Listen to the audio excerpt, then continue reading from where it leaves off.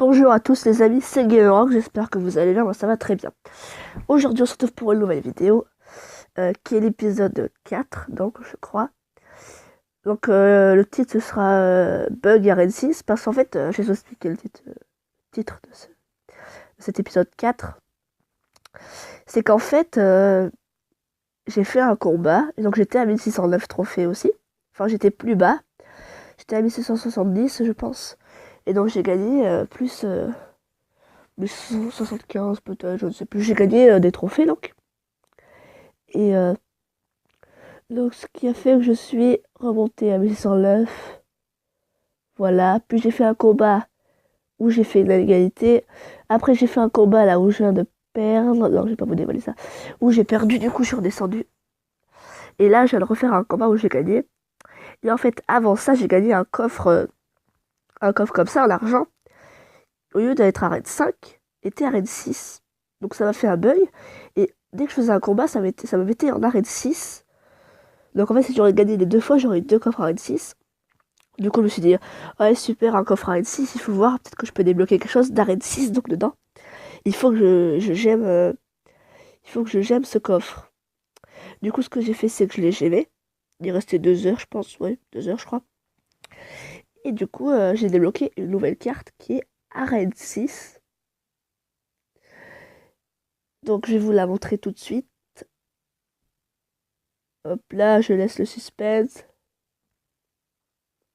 Donc c'est la dernière carte forcément. Et hop là, vous l'avez vu, c'est l'extracteur d'élixir. Du coup, voilà que j'ai ouvert dans un coffre. Que j'ai ouvert donc dans un coffre en argent qui était passé d'Arène 6. Donc j'ai pas tellement compris ce bug. Ça devait être un bug, je pense bien. Mais ça a été un bug assez sympathique. Donc j'aurais pu débloquer soit le mortier, soit le golem aussi.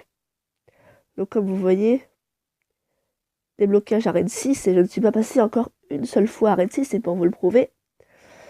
Euh, oui, pour vous le prouver, je suis allé qu'à 1685 trophées, ce qui ne suffit pas quand même pour avoir un coffre à Red 6. Donc, là, je l'ai mis dans ce deck-là. Non, il n'est pas dans ce deck-là. Voilà. Donc, aussi, cette vidéo, je vais la faire pour vous montrer ce deck-là. Donc, que c'est vraiment celui-là, copiez-le. Encore celui-là, peut-être qu'il y en a des gens qui l'ont pris avec le canon qui était là à la place de l'extracteur de l'Elixir, mais je vous dis, celui-là, copiez-le. Vraiment, copiez-moi ce deuxième deck. Il est vraiment super. Comme j'ai le troisième, comme ça, avec le miroir. Mais vraiment, il est hyper bien. Avec ce deck-là, vous passerez d'arène 3. Vous passerez de arène 4 à arène 5. Si vous n'avez pas la fournaise, vous mettez autre chose. Si vous n'avez pas le zap, vous mettez autre chose. Moi, normalement, à la plage de la mousquetaire, il y a le poison. Mais je l'avais pas et j'ai mis la mousquetaire. J'ai cherché des nouvelles solutions. Donc il y avait cette carte là que j'avais pas dans ce deck, que j'ai créé, que j'ai testé. J'ai mis assez longtemps quand même avant de trouver la bonne truc parfaite. Et j'ai découvert donc une technique. C'est qu'en fait, soit vous jouez euh, mini PK mousquetaire et vous mettez un géant derrière ou de l'autre côté. Soit vous mettez la mousquetaire devant et vous mettez le prince. Vous savez, comme la mousquetaire, quand elle s'avance près d'une tour, elle s'avance pas plus près. Et bien là, si vous mettez le prince, ça va la faire avancer plus près, ce qui va faire qu'elle va pas se faire toucher en fait par les flèches. Ce sera le prince qui aura plus de vie, qui prendra tout, en fait. Et c'est là-dessus que l'info est intéressante, vu que ça la fait des fois déjà avancer plus vite. Bon, bien sûr, elle est devant, du coup, elle encaisse quelques petits coups. Mais la tour va se mettre sur le prince. Donc c'est pour ça que je vais vous montrer dans un replay, donc un combat que je viens de faire à l'instant, là, il y a 7 minutes, vous voyez, plus de 4 trophées. Donc je vais vous montrer la fournaise qui est super important. Je me disais, ah ouais, la fournaise d'Expol, j'utiliserai jamais. Mais si, même si vous mettez cabane de gobelins et cabane de barbare, utilisez ça. Ça marche hyper bien. J'utilise l'arc X aussi. Bon, bien sûr, c'est une technique de bâtard, mais j'utilise comme l'arc X. PK sorcier, ça ravage tout. Ou sorcier Cochon ou Cochon Gel, Prince Rage. Allez-y, testez de nouveaux decks. Le fut un gobelin qui est passé à 3 au lieu de 4. J'ai testé, j'ai gagné 2 fois avec. Allez-y, faites tester de nouveaux decks. Donc, on va se regarder ce replay. Allez, hop là, c'est parti.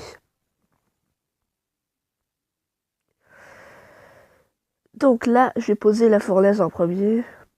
Bon, c'était pas forcément très dur, donc c'était un level 6. Donc là, la fournaise, si j'améliore mes esprits de feu, il faudra 2 coups à la tour pour la tuer. Pour tuer mes esprits de feu. Donc voilà sa boule de feu bien placée. Donc là, il envoie quand même 2 troupes assez fortes. Mais ce que je laisse faire avant tout, c'est qu'elle touche la tour. Il y a le mini PK, carte très importante. Donc voilà, là je fais un peu la technique. Bon, il a zappé, mais le géant qui va avoir le temps de mettre plein de coups parce que, regardez en haut, il a que des troupes à 5 et 4, plus d'élixir. Et la troupe à 4, elle ne sert à rien là. Et du coup, je vais avoir le temps de mettre des coups pour la descendre à moins. À moins de... Et là, il aurait pu poser les gargouilles pour essayer de l'empêcher. À moins de regarder 700, 500. Donc là, je défends tranquillement. Je mets la fournaise, le géant qui va pas avoir de mal à mourir. Il restera juste son dragon, mais c'est bon, il aura le temps que de mettre un seul coup sur ma tour. Et donc là, je sais plus, ma technique, je la ferai de l'autre côté. Donc là, ça y est, je fais la technique. Mousquetaire et... Voilà, et mini PK, malheureusement, avec le zap qu'il a utilisé. Bon, moi, le zap, je l'ai, mais je l'utilise pas forcément très souvent. Mais il sert vraiment à beaucoup de choses. Voilà, il y a plein de techniques. Vous mettez un chevalier, et là, vous avez juste à mettre ça. Donc là, le zap, très intéressant. Sur la horde de gargouilles, je me demande comment quand il y a des gens qui osent jouer la horde de gargouilles, alors que voilà, quoi. Ça ne sert pas vraiment à grand chose pour là. Après, la horde de gargouilles, peut-être qu'il l'aurait mis à 3, 4, peut-être que j'utiliserais, mais là, après, ça fait trop cher, sinon. Donc, il envoie le petit géant. Moi aussi, je décide de lui mettre la pression là, de ce côté. Voilà. Mini PK géant, bonne technique. Parce que du coup, il focus le géant. Ils ont même pas remarqué qu'il y avait le mini PK en fait. Pourquoi? Parce qu'il se cache et voilà. Et le mini PK qui se cachait. Ça va faire que je vais prendre la tour. Là, vous voyez, c'est assez impressionnant. On se dit, oulala, sorcière, cochon, géant là-bas, mousquetaire, géant, mini dragon. C'est très chaud quand même. Et donc là, la technique que je vous disais, donc en fait, je me rappelle pas l'avoir fait là. Mais du coup, au début, normalement, il devrait l'avoir poussé. Donc là, on met une fournaise, tranquille, ça va se jeter sur eux, voilà. Il reste plus personne. Donc là, c'était très chaud, je vous l'avoue. J'ai posé quelque chose, heureusement qu'il y avait la fournaise, et il a zappé 54, et là-bas, il restait 8 à sa tour. Donc c'est un combat très chaud. Dans tous les cas, il aurait pris cette tour-là, je l'aurais pris l'autre à 8 avec le zap, et ça aurait été réglé comme ça. Bon, et bien, j'espère que la vidéo vous aura plu. N'hésitez pas à commenter, liker, surtout abonnez-vous. Je vous remontre une dernière fois le deck. Salut!